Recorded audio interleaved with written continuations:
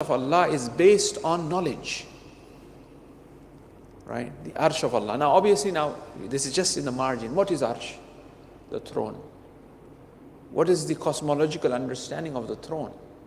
Throne have 4 feet to it. Who are the holders of this throne? The throne will be brought. Allah is sitting on it. All of these things, they are in hadith literature, in ayat of the Quran, Arshur Rahman, right? Kursi. What is kursi? Which is the stepping stool or the pedal of Allah. Is kursi is the, and what does the Quran says? Wasiya kursiyu samawati wal ardh. The kursi of Allah is encompassing whatsoever is in the heaven and earth. It is that kursi. Imagine the arsh. You see? So what understanding do we have of these things? How these things are related to us. These things are there so that we learn, so that we educate ourselves. Through educating ourselves, we worship Allah subhanahu wa ta'ala in a greater capacity. Whether we want to educate ourselves here or not, eventually we have to educate ourselves in barzakh and hereafter. If you don't understand what arsh is, we'll be unable to see the arsh itself. And we all want to, reach the arsh of Rahman, right? So educating ourselves will never stop. They asked, all children will go to heaven. Then they asked Amir, they say, yes, all children will go to heaven. Because in barzakh they will be taught by the angels what is haqq and what is batil. When they will learn and when they know what Jannah is, when they know what haqq is, then they will, because Jannah is a place of those people who have ma'rifat. A child who dies, he does not have ma'rifat as such. His mental capacity, intellectual capacity hasn't developed yet. And it requires for somebody to enter Jannah, must have that understanding. Otherwise, it is not Jannah. If people who are walking on the street, Tom, Dick and Harry, you bring him and put him near the alam, he will have nothing, doesn't know what is this. If I put in Hassan and Hussein or myself here, then I will kiss. Then I will have rest because I have ma'rifat. So if you put somebody in Jannah, I said, this Jannah, what is Jannah? It was better that I was in Jannah on the earth, for example, right? So the condition and criteria of somebody entering paradise is ma'rifat, is understanding, is knowledge. So when a child dies, does not have the ma'rifat of Allah to that capacity, we gradually develop the understanding and ma'rifat. So the child also must gradually develop that. The child will be taught. And many things we don't understand till we die. But we will understand after we die. We will be taught after we die. We will go through a refining process after we die. We will be educated after we die. Things will be downloaded on us gradually and gradually till we are raised again from on the day of judgment. Right? There's a gradual process. When the child comes to this dunya, doesn't know a word to speak, doesn't know what taste means, doesn't know what color means, doesn't know what light means. Gradually this child is taught, educated, till it reaches to the point of leaving this dunya. By the time he's leaving this dunya, certain things he has understood. Although he may not have gone to university as such, or Hawza as such to learn, but naturally Allah have educated this person. When, for example, I read some of the du'as or you read some of the du'as, it is very clear to you some of the concepts. Although I'm not an Ayatollah as such, although I'm not an Arif as such, but I could understand few things, bits and bobs here and there. You yourself has not been in the Hawza and know that Arabic inside out of it, but still, as you have reading it, as you have that sincerity, as you are eager and you want to learn, Allah opens your heart. Because knowledge is actually not, terminologies or definitions. Knowledge, as the sixth Imam says, that al-ilmu nurun yaghzifu fi qalbi man yasha. Knowledge is light that Allah places in the heart of whosoever Allah desires to put the knowledge. That is knowledge, right? So therefore, knowledge is the criteria of that entering that. So through things that have been mentioned in the Quran like Arsh and Kursi, and it's just not like a fairy tale. It is something that Allah is asking us to enhance ourselves with knowledge. It's not just Ayatul Kursi, yeah, I want to recite Ayatul Kursi so I be protected from accident or this and that. Yes, good. But at the same time, to know what Ayatul Kursi, what Kursi really means as such, what is the philosophical, metaphysical understanding of Kursi, so that I can appreciate it, so that I can worship Him, so that when I recite it really makes sense. Right? So when he's saying Wasya Kursi, us samawat wal ard, that meaning that beyond Kursi, there's no physical creation as such. Kursi is the what do you call buffer or the meeting point of all of those things which are beyond Kursi, such as the Asma Ilahi, such as the Arsh of Rahman, right? And below that. So whatsoever in the heaven and earth is below that. Whatsoever has been created in the heaven and earth, which includes the Malaika as well. Even the Malaika are below that Kursi, because it's Wasya Kursi Samawat. And this Kursi is nothing but the stepping stool of Arsh, of Allah subhanahu wa ta'ala, right? Of that King, of the kings, right? So now, as we said, knowledge, where the throne of Allah subhanahu wa ta'ala is water, it sits on the water, right? And there are explanation of that. Now, as we are made of that element of water, we have to increase our knowledge in order to balance that jealousy and fire, in order to balance that air, right? The earth is needed, the gravity, the pull, too much air going up, too much gravity, also making us too much material and being stuck to the ground. So there has to be a balance of all of these four elements in us, right?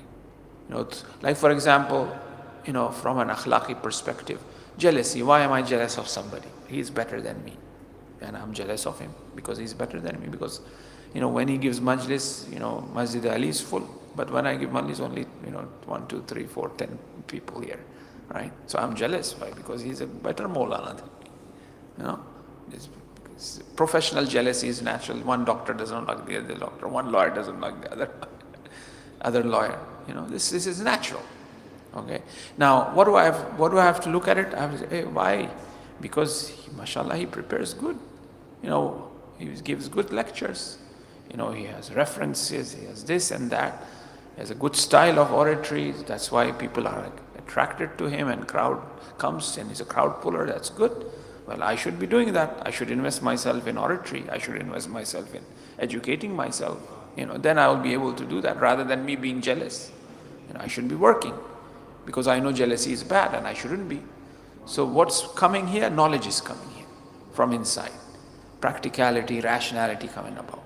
Okay, the another thing is that, okay, why? Because Allah have given him that honor that when he gives talk or he's a doctor, there's a shifa in his hand, people go to him because he writes a prescription and people get cured. He writes the same prescription as the other doctor, but he does that and it happens, it works for him. Why? Because Allah have put shifa in his hand.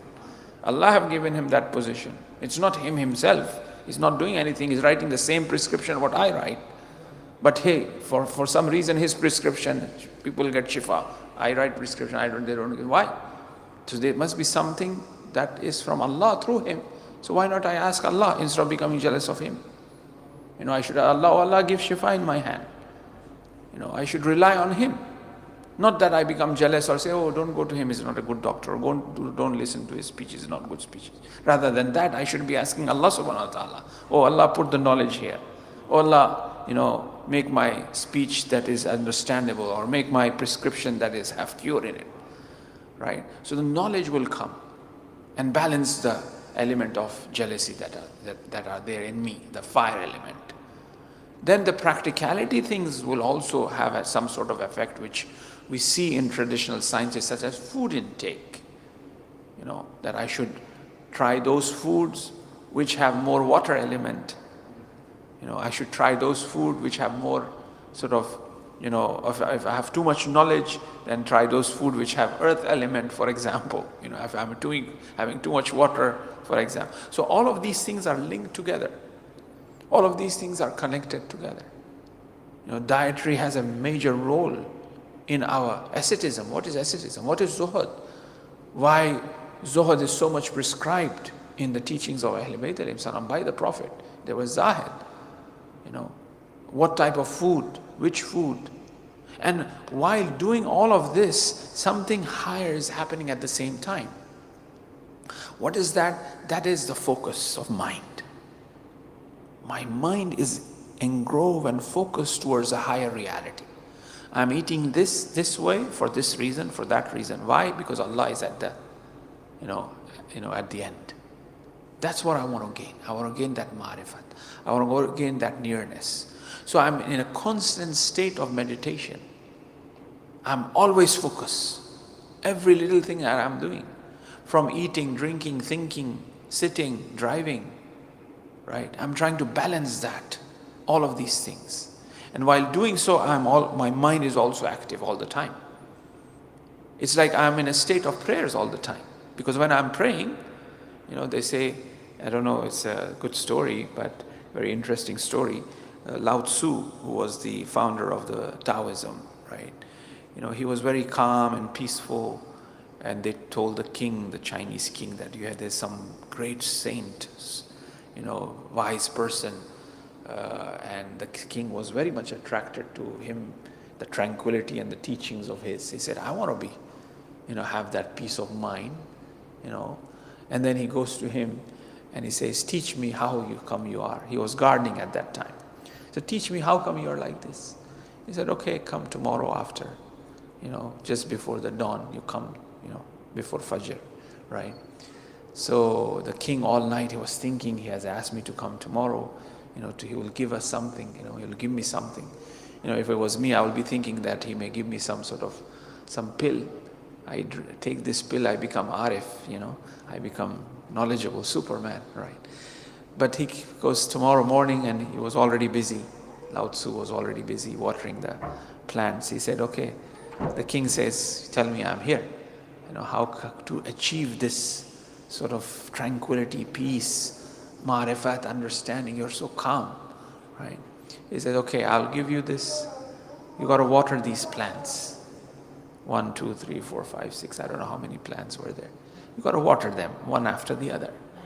But make sure that when you're watering it, just water it. Don't start thinking about other stuff. Just focus on what you're doing. They say, oh, okay, it looks very simple, right? So he started watering the first. All of a sudden, he's thought of his father's garden. What flowers were there. Oh, he stopped. Then he started again. Then he all of a sudden started thinking of what's happening after Fajr, I had a meeting or something. Then he stopped. All day he was just watering one plant. He was just stopping. Because our mind is all over the place. It's not focused, right? And this is how our mind is. That's why when we are praying, our mind flies to different places, one branch to the other. But we the king was trying to do the same thing. He was coming back trying to focus on that, right? So that continuous practice of ours will bring us to that truth, to that reality, that emptiness of all of our thoughts. When all of these thoughts are empty, then that light shines in our heart. Then that presence comes. And so therefore in this, methodology or in this mannerism where man is made of these 4 elements, right? As we realize that, there's a cosmological understanding of what insan is, who an insan is. You have the fire, you have the earth, you have the water, and you have the air. Now, here I am, who's supposed to investigate, who's supposed to engage and entertain myself, to look into what are the qualities of these 4 elements. What are the qualities of, what's been mentioned in regards to in terms of the attributes and how to control them and balance them. Obviously, every attribute, every good action or evil action will return back to these realities, right? Then that's where I start to grow. That's where I start. Now, while doing so, as I am focused on purifying myself for the sake of Allah, right? Then that presence will always be there.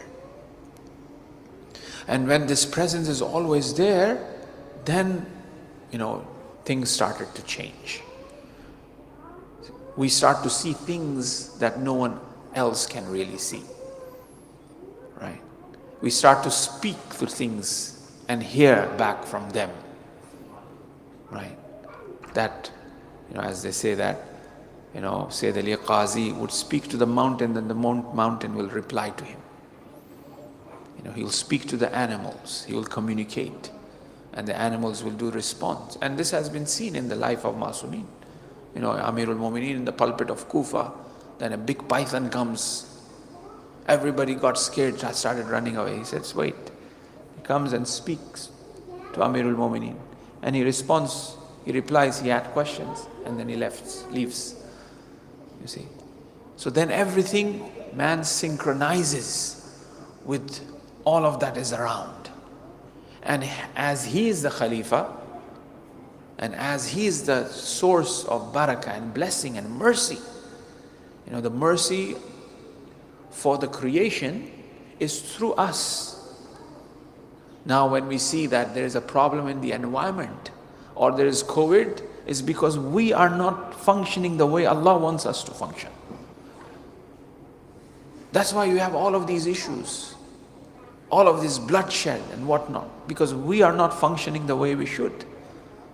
Because in us, sometimes the jealousy is more, so I want to make more money, the capitalist society. I don't care even if I destroy the environment. If I dump oil into the ocean, I don't care, because I want that power, right? And that makes us and the community and the society and the leadership and the countries imbalance society, imbalance community, imbalance country, right? So if I started paying attention to these principles, these metaphysical principles, to the traditional sciences, to the revelation, how man is introduced, who man is and what it requires of him. How is this whole creation been created and came about? What is the reality of it? What is the truth of it? Then it helps me. Like for example, as we were speaking about the 6 days, now we'll go back to the topic where we started. And while doing so, if you realize that I have kind of spoken about or discussed about the cosmological reality of man in terms of his, his creation, it has these 4 elements. And we kind of touch a few other elements and how things are related to it. Salawat ala Muhammad wa ala Muhammad.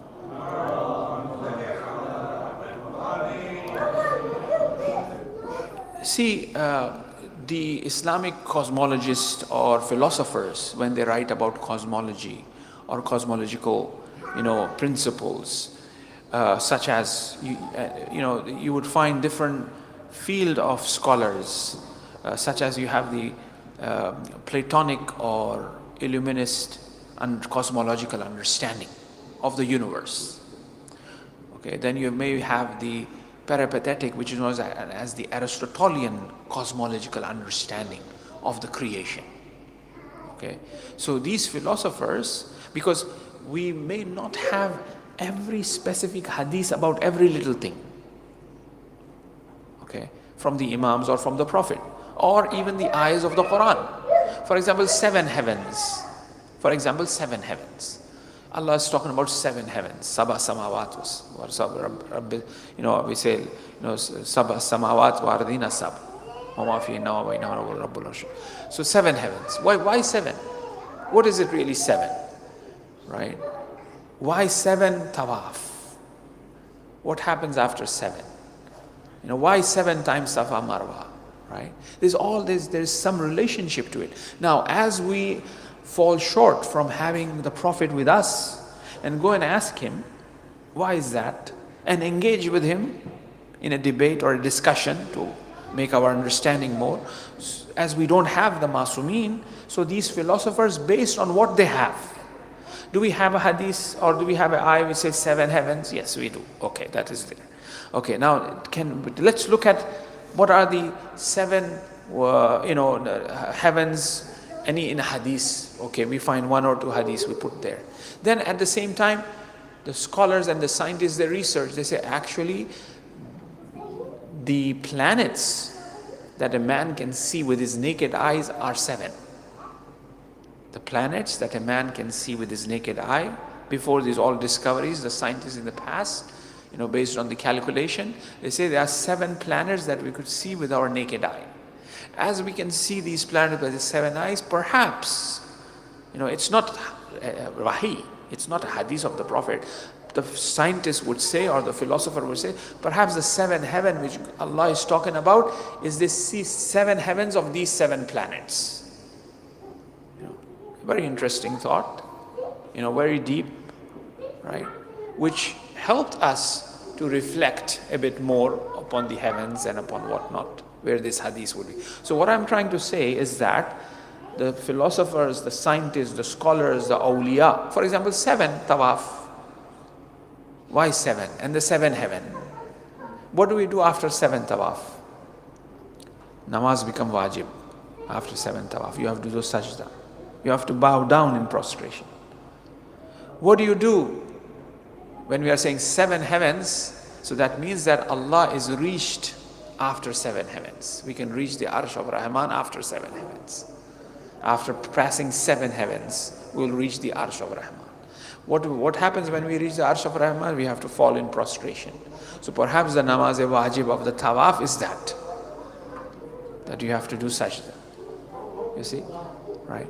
Now, same applies. These are like philosophical reflections by the scholars on these realities. Right? Like for example, ziyarat, even in little things. Ziyarat of Imam Hussain. After the ziyarat, what do? We do 2 rakat namaz hadiyah ziyarat. What does that really mean? Agha Jawadi says, Ayatollah Jawadi Amali, he says that when you say salams to Hussain, Hussain gives you an opportunity to meet Allah. That is your namaz. Because you are giving salams to Hussain, and Hussain is saying, okay, I'm giving you that, I'm making you meet Allah. When you are meeting me, I will make you meet Allah. That's what Hussain is doing. That's what the ziyarat hadiyah 2 rakat after namaz is. Right? So these are reflections by awliya, by scholars, by philosophers, by theosophers, which builds up, which makes that cosmological understanding. And it's very profound and very important that you and I should reflect upon. So like I was saying, so there are certain scholars who are philosophers who were known as the peripatetics, such as the Ibn Sina is known as a peripatetic philosopher, which follows the Aristotelian style of philosophy. And he will base his cosmology based on the Aristotelian philosophy. Right? Or for example, there is Platonic or Pythagorean cosmological understanding. Pythagoras was even before Plato. And as they say that, I mentioned hadith from the 6th Imam where he talks about Plato and Aristotle. He says, may Allah have mercy on Plato. May Allah have mercy on Aristotle. They were men of God. And even Pythagoras, they say that he was a man of God who believed in Tawheed, who used philosophy to prove the existence of God and the oneness of God. And even Christianity today is indebted to Aristotle, because St. Thomas revived Christianity. St. Thomas is known as the one who revived Christianity based on Aristotelian teachings of existence of God. Right?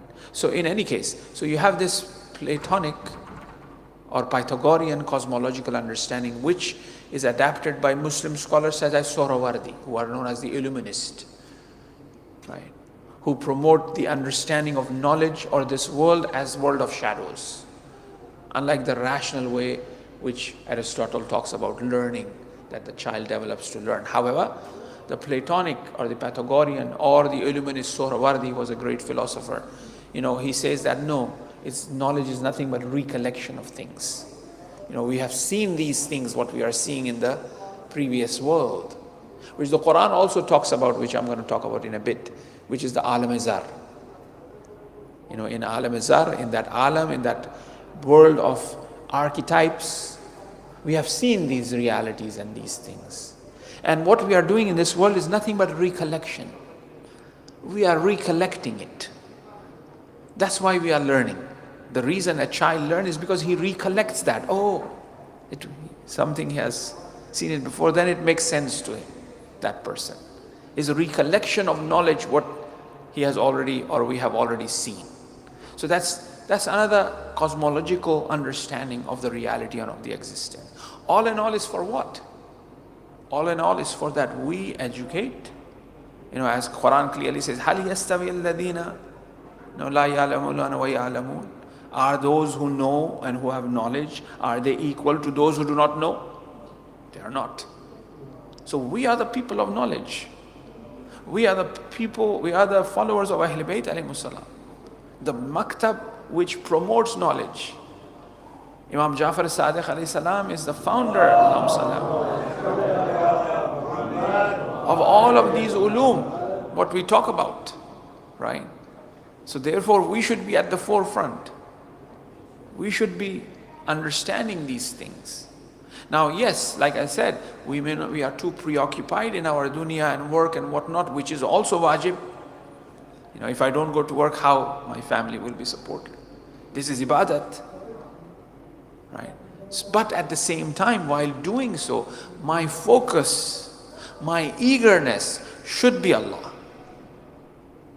When it is that, then there's a way or a method being taught to us, which we have to bring that into our life. And that is pulpit, that is mimbar, that is Hussein, that is ziyarat, that is namaz jamaat, that is du'as. I have to engage myself with that, because I'm not a philosopher who would spend time learning logic, and then after logic I do this philosopher or that philosopher. Come on. I'm just a lay person, but I have hands on munajat shabaniya. I have Quran with me. I have du'as. I have the speeches on scholars who may kind of remind me of what's my purpose and what's my goal and where I should be going. If I am trying sincerely, Allah opens the heart. It doesn't need to be sitting in the class of, I don't know, Ayatollah Fulan or Fulan. I can't. It's practically I can't. But Allah will open. I always tell the story of Baba Tahir Oriyan. Baba Tahir Oriyan is a great poet. And his name was Baba Tahir Oriyan. Oriyan means naked. But they say that he was a student who had a little mental capacity, was not very great. He wasn't a genius, But he was very mukhlis. He was very sincere. And then his desire was irfan. He loved mysticism and irfan, right? Spirituality. So some of his friends in the madrasa, they told Baba Tahir, that pound, that house in the madrasa, and it was winter as well. Oh Baba Tahir, if you go jump into this pound, you'll become Arif. So this Baba Tahir, he thought, oh really? So he took his clothes out. He became naked, he jumped. And then he come out of the pound, he started reciting Irfani poetry. Right? Because his intention was that he wants to learn. But he wasn't really grasping it. Allama Tabatabai and his brother and his Arabic grammar teacher, when he would teach, he would tell off Allama Tabatabai. He said, what, you gotta work hard. Your brother is learning good, but you gotta work hard. You're not good. And he told him off. And one day Allama says in his autobiography, he writes that I prayed 2 rakat prayer and I asked Allah. And after that, everything opened to me. Because it wasn't happening, but I did that connection. And it happened, and it becomes one of the greatest mufassir of Quran. Right? So if our focus, and if we desire and we yearn for, we gotta wake up before Fajr. I gotta read Quran, 1 page of Quran. I gotta do that. I don't understand, but I have to read it. Because this 8th Imam says, a Shia of me is a person who read 50 verses. Okay, I read 20, it's okay. I'm not that Shia yet. Okay, I'll just read 10 verses. Fine. I have to engage and make it a habit, right? When namaz time is becoming qaza, we become bechain, because we know we are doing alhamdulillah. It may be late, delayed, but still we somehow pray, right? So we become so restless. So that should how the Quran reading should become. if it becomes like a habit and we are reading it every day and helping us by thinking that, oh, what did Siddiq Kubra said? Ali, read Quran on my grave because I love Quran. If I'm the follower of Zahra, can I not read 20 verses of Quran a day? One page, front page, not whole page, one front page. Once we start doing that, the Quran will speak to us. We will start to understand things that one cannot imagine. It just opens up. Like I said, al-ilmu nurun yaghzifu fi qalbi man yasha. Knowledge is not, philosophical logic. That's good. We have to do that too. In our own capacity, I would rather spend reading an essay on Islamic cosmology or on some historical event that happened rather than, watching or reading some forwards or silly stuff. Because Allah has placed that capacity of reading in me. The energy of reading, we have it. But we waste this energy in reading silly stuff, foolish stuff, forwards, this joke or that joke. We have that energy. But we don't utilize that energy because we are lazy. What do we do before we sleep? We open the Instagram. We have to watch it so that we become tired and go to sleep. Right? So if we change this phone instead of Instagram's few verses of the Quran, we will naturally become tired. But this energy is used in a better way. This energy will push me higher rather than bring me down. You see? Plus I have that intention that I want to know, I want to. Like Baba Tahir, he wanted to. And then he's reciting a poetry which is needed for people who are making fun to learn fil falsafa, irfan, they should learn to understand what Baba Tahir is saying. Because he has reached there already. Because he's there already. Right? But for us here, we are deprived. We don't have that opportunity. On whatever level there is, we have to make sure that we make use of it. Right? And then continuously asking Allah, oh Allah, please help me, open my heart. Take me. And this is the month that is there to give us that push. Right? Yes, too much pushing, as they say, the ulama of akhlaq, don't overdo it. Don't force yourself for mustahabbat. Don't force yourself. Oh, now from tomorrow, inshallah, I'm going to be, for namaz-e-Shabe. I'm up 1 day, 2 days. After that, my namaz-e-Subh is also qaza. Because I have forced too much. Oh, I will do this. I'll read this dua. Abu Hamza Somali, 4 or 5 pages. I'm going to read it. After my back, my head, it's not working. And when I go to work, I'm somewhere else. I'm driving somewhere else. No. Slowly, gradually, not forcing. At the same time, not being lazy. Sometimes we say that, oh, Maulana said, don't force yourself, let's just sleep. No, just have to take a little bit at a time, inshallah. Salawat ala Muhammad wa ala Muhammad. So therefore, so we were speaking about the 6 days, the creation in 6 days, as Allah says. And as we said, the different cosmologies talks about, connecting to what we have learned in the past. It's a recollection that knowledge is, or it is a gradual understanding of the intellect that goes through. Now, Sadra, which is one of the greatest philosophers who have combined the Aristotelian and the Platonic thought, he's known as a transcendental philosopher, Mullah Sadra, and he himself says that when I am sitting doing philosophical, writing and trying to understand, sometimes there's a mental block. When there's a mental block, I go to Hazrat Masuma and I do one ziyarat. After that, I come back, this mental block is open. Right? That's how he used to. He has, he would go to ziyarat to Karbala walking.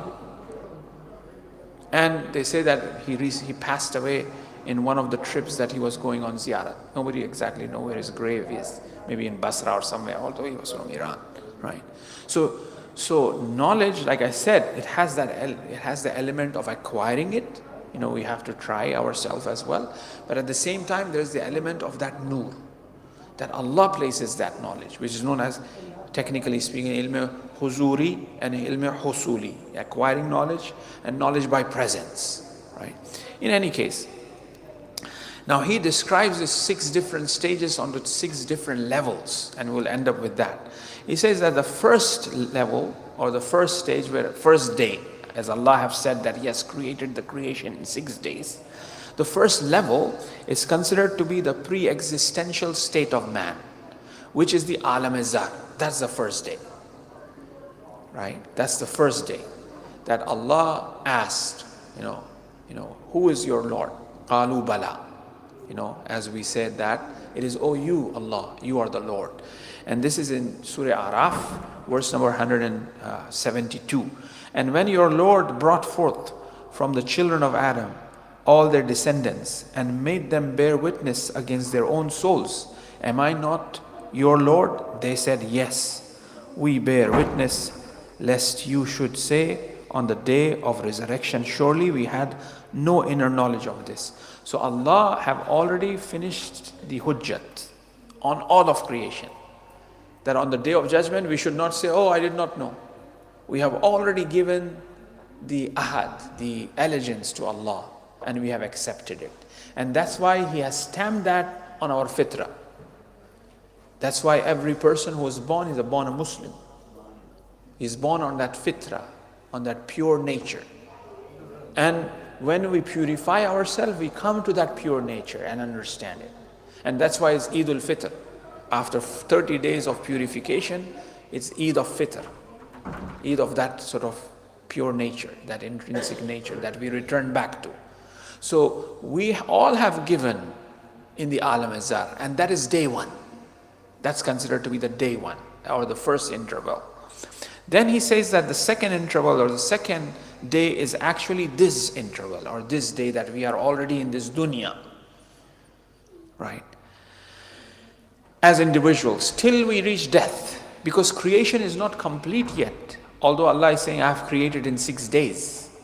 So it's still continuing, He's still creating, isn't He? All the time. Creation is happening. ذَلِكَ هُوَ فِي الشَّانِ. All the time.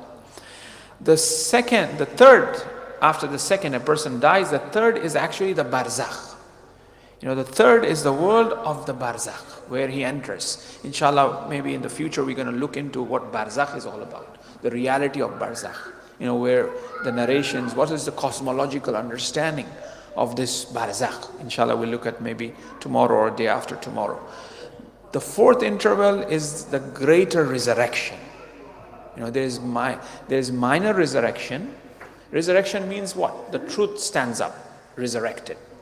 The first minor resurrection is death. When a person dies, everything is resurrected. The truth that Allah is haqq, maut is haqq. Angels are there, everything we are seeing.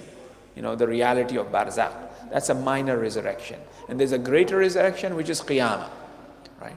So the fourth interval, according to him, is considered to be the greater resurrection. That's this 4th day. 6 days, 4th day. The 5th is the world of paradise and Jannah. That is considered to be the 5th, right? And the 6th is the world of the raised places, the heights, which the Quran have talked about. And on the most elevated places, there shall be men who know all their marks. This Araf. If you look at in Surah Araf is a very beautiful surah, chapter number 7 of the Quran, which summons up the whole creation in it. You have story of Adam, Noah, all of the prophets, 1 or 2 verses here and there, and also about resurrection. It talks about Araf. Araf is those elevated places that people will be summoned, and then from that elevated places, from that heights, there will be individuals looking at, the people coming, and then there will be a divide. Some go to Jannah, some go to Jahannam, according to the exegist. So the 6th day, according to him, is actually those who are at the elevated places, that they will reach that elevated places. In any case, these 6 days which Allah subhanahu wa ta'ala is talking about is actually different intervals, different stages of creation. Not days as in from morning till evening, as a day, the sunrise to sunset. No, it's not that. It's talking about different. So this is the understanding that we extract or understand based on the hadiths that are there, based on the verses of the Quran. Through that we understand the 6 days is actually not exactly days, but rather these are the 6 different intervals or 6 different phases that Allah is talking about. Because we said that the day of judgment, where there is no longer sun, the sun is not there on the day of judgment, but Allah still calls that as a day of judgment, as a yom. When is yom? When the sun is there, yom is there. When the sun is there, day is there. But on the day of judgment, everything is destroyed. The whole creation is completely destroyed and recreated. Because Allah wanted a day in which there are no sinners. Because He has to judge. And Allah wanted a land which is pure, with no sins being committed on that land. Because this land, people have committed a sin, and this land needs to be destroyed. So this land will be destroyed, a pure land will be created, so that no sins are committed on that land, so that Allah can judge us, right? But He still calls it a day, as a day of judgment. So that means that when Allah is saying, I have created the creation in 6 days, doesn't really mean as in day, as in sunrise to sunset, inshallah. Now, tomorrow, I think just a quick announcement, actually, because we are closer to time of our prayers. There's a Quds day. It's a very important day. It's a day of universal, a day for the universal oppressed ones. Imam Khomeini, he himself have mentioned, yes, it's for Palestinians, day for the freedom of Palestine, we talk about, because they are oppressed. For example, if there is oppression in China, upon Muslims in China, it's a day for the Muslims in China. Right? It's for the oppressed ones. It's for all oppressed ones. And he has clearly mentioned that as well, that day of Quds is a day of all oppressed ones. Just as we have Earth Day, it's going to be coming up as well. There's an Earth Day, right? So it's a day dedicated to the oppressed ones. The oppressed ones of the Shias who are oppressed in Hazara or in other places, or the oppressed ones in China, or the oppressed ones in America, such as with, the Black Lives Matter people, or the gun crime, or whatever. So it's a voice and it's a presence of ours with that perspective. Although when we look at the oppression in Palestine, yes, that really protrudes out, that really stems out, and we see it in the daylight, of what's happening there. So we voice against that oppression as well, right? Any sort of oppression, whether that be there, here, anywhere. It's so that, the participation of the Mu'mineen and Mu'minat, particularly and peculiarly at the end of the month, is actually is a symbolic way of expressing that, we want justice, we want peace. Because Jerusalem is a very holy place. It's a holy place for Jews. It's a holy place for Christians. It's a holy place for Muslims. It's a place of worship for all faiths. However, it's been hijacked.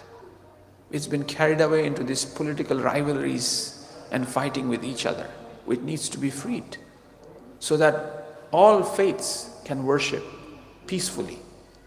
It's not easy for Muslims to go to Jerusalem. So much of a hassle, isn't it? Why? Because of the political situation that is there. It's not easy for Jews to go and worship there easily, or for Christians even, because of the presence of the military, because of the presence of what's happening there, the chaos and the riots and whatnot. So it's been hijacked or imprisoned by these political factions, which requires that people of some sort of religious understanding and religious mindset must voice against what's happening there. Whether they be Christians or Muslims or Jews, they have to voice against. So now that a day have been considered, in the month of Ramadan, it gives us an opportunity to voice against the factions, against the oppression and the imbalances that are taking place over there. It's a day of, renouncing, celebrating peace and reminding people of peace and love and importance of religious rituals and rites, regardless of Muslims or Christians or Jews, right? It's that. So there will be, coaches, perhaps. I think there will be coaches here, not perhaps, there are coaches. I have read the announcement, but I don't know exactly when the brother Sayyid Abid will announce it and how the whole, the technicality of it, inshallah. So a presence of people who are fasting, Muslims, people who have, religious mindset is required, and it will be good and will be appreciated. Bismillah ar-Rahman ar-Rahim. Allahumma aghfir lil mu'minina wal mu'minat wal muslimina wal muslimat al ahya'i minhum wal amwat tabi' baynana wa baynahum bil khairat innaka mujibud da'wat innaka waliul hajat innaka ala kulli shay'in qadir. Allahumma salli ala Muhammadin wa ali Muhammad wa ajjil farajahum وجعلنا من أوانه وأنصاره. رحم الله من قرأ الفاتحة لأرواح المؤمنين والمؤمنات, especially for the marhumin of the sponsors of the iftar niyaz tonight, and also for all your marhumin, and the marhumin, those who no one have to recite Surah Fatiha. Al-Fatiha ma salawat ala Muhammad wa ali Muhammad.